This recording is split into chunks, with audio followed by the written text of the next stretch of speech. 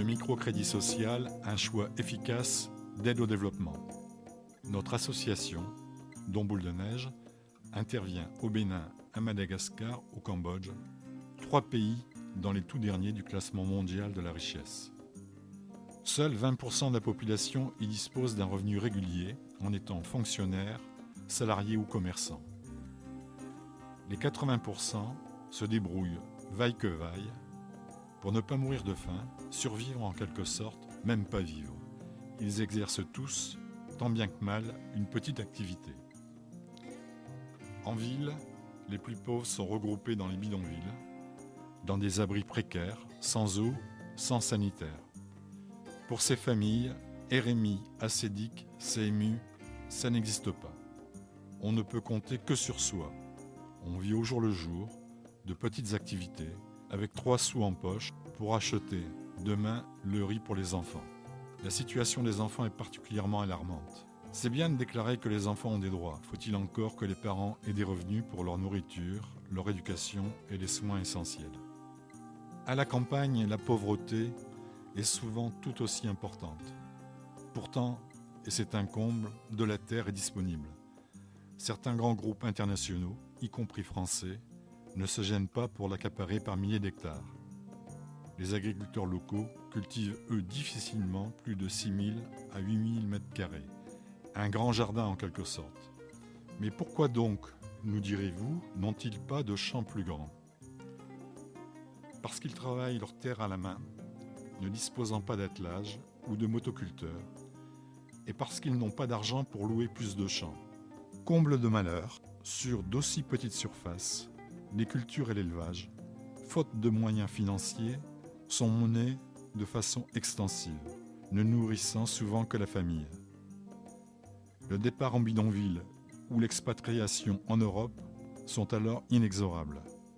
Recourir aux usuriers serait suicidaire, et ne comptez pas sur les banques pour prêter d'aussi petites sommes, qui plus est sans garantie.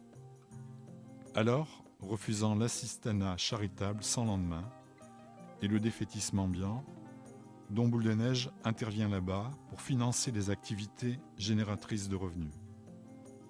En ville, il s'agira de développer son petit commerce, sa petite restauration ou son activité artisanale en empruntant pour acheter en plus grande quantité et non plus au jour le jour de la matière première, des produits à revendre ou à transformer et de bénéficier ainsi de meilleures conditions d'achat. Le deuxième microcrédit permettra de diversifier son offre de marchandises ou de s'équiper par exemple d'une première machine à coudre ou d'un poste à souder. Il faut bien comprendre que le bidonville, c'est une somme de petits micro-entrepreneurs sans fonds de roulement. Si en quelque sorte vous injectez du financement, vous faites grandir tout le monde par effet d'entraînement. À la campagne, disposer d'un crédit servira à louer plus de terre, à renouveler ses semences, à acheter fertilisants et produits de traitement, à stocker pour ne pas vendre en catastrophe à la récolte, à acheter des poussins ou des porcelets pour diversifier son activité et limiter ses risques. Mais si vous voulez, voyons concrètement comment cela se passe dans le cas de CEFOR, ONG de Tananarive à Madagascar, que nous soutenons depuis 2006. L'emprunteur que nous allons visiter tout à l'heure, c'est un emprunteur qui a bénéficié de plusieurs prêts avec CEFOR. Et ce que nous allons voir maintenant, donc, c'est la progression dans sa vie en général grâce aux prêts qu'on a octroyés. Combien a-t-il fait de crédit pour l'instant? Elle est à son 6e prêt. 6e prêt? D'accord. Merci.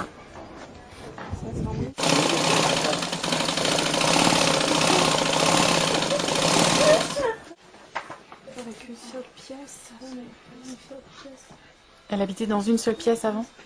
Et maintenant? Maintenant votre maison?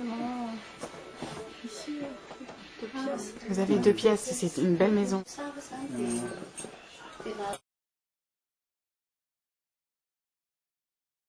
Quel est Le bénéfice. Quel est le bénéfice?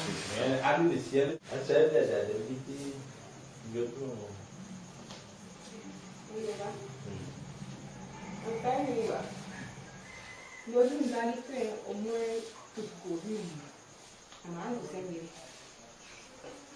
des fois ça varie, quoi.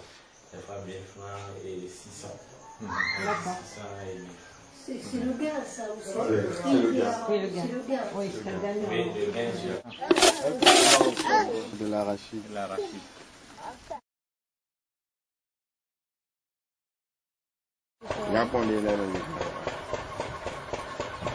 C'est comme ça, elle épluche de manière comme ça. C'est la faille. D'habitude, les savons, l'huile, et puis La distribution. Elle revend oui, de l'huile, du savon, du savon, pagne, tissu, du tissu. Des pagnes, du tissu. ménage, etc. Mais à quel endroit? Choqué, quoi, métaux. C'est sur les marchés, ça? Oui, oui, c'est en ville, quoi. En ville. Euh, Et aujourd'hui, c'est votre combien de microcrédit? C'est pas le premier, Non, c'est la troisième. la troisième fois. Et aujourd'hui, vous empruntez combien? Aujourd'hui, C'est bien, à peu près 120 000. 120 000. 40, 60. 70. La troisième, c'était 120. Ouais. Mais vous allez avoir toujours besoin d'emprunter ou il y a un moment, ça va? Moi, j'aime ça. Ah, madame est commerçante. Je ne peux pas arrêter, jamais. Parce que c'est bon pour moi. Et pourquoi c'est bon pour vous? J'aime trop mon commerce. Je veux avancer plus que ça. Et Qu'est-ce qu'il oui. faut faire pour avancer plus que ça? Je ne sais pas, j'en passe en qualité. Je demande toujours la santé. Bien sûr, pour nous, même si cela génère des frais, donner un maximum de chance aux emprunteurs, cela doit s'accompagner obligatoirement d'une formation humaine, technique, économique et d'un réel accompagnement. Le microcrédit, vous l'avez compris, ce n'est pas une fin en soi, mais un moyen au service du développement. En voici des exemples concrets. Depuis 9 ans, grâce à vous, nous avons apporté 1 million d'euros au développement du microcrédit social et nous ne sommes pas peu fiers de nos réussites. À Phnom Penh, en 6 ans, partant de rien, nous avons permis à l'ONG Shamron de prêter aujourd'hui à 27 900 micro-emprunteurs. Shamron n'a plus besoin de nous, nous avons joué notre rôle d'amorceur. À Porto Novo, nous avons accompagné pendant 3 ans l'agence de Semek Pokji lui permettant de devenir autonome. À Tananarive, ONG initialement citadine, Sefor développe des prêts aux agriculteurs et à Ansirabe, Vaach ouvre 4 agences en milieu rural.